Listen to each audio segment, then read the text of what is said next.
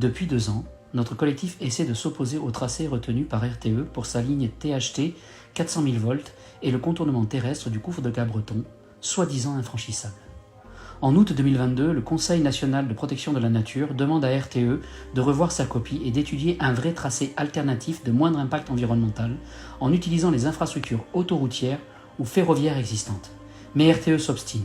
Les images qui suivent vous montrent une partie de leur tracé et les inévitables dégâts à venir.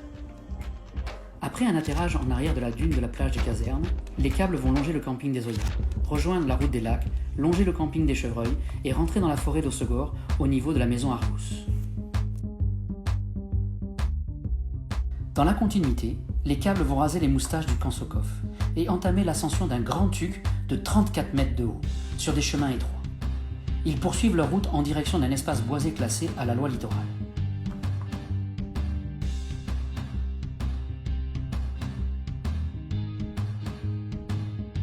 En voyant ces images, comment pouvons-nous croire RTE quand ils affirment qu'ils passeront ici sans déborder des chemins, sans rien endommager?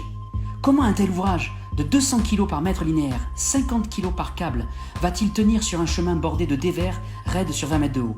Dans quel état vont-ils laisser cette magnifique forêt? Je vous le demande. Au sud à Cabreton, voici le survol de leur tracé en arrière des quartiers de Bouèbe et Gaillot. Devant là encore franchir 2 tucs immenses. Aujourd'hui, RTE ne sait pas encore comment. Rendez-vous compte. Ils vont y détruire une forêt dense, naturelle, prétextant l'utilisation d'une zone réservée au PLUI pour un vieux serpent de mer, le contournement rocade sud-est de Cabreton, datant des années 80 et dont personne ne veut.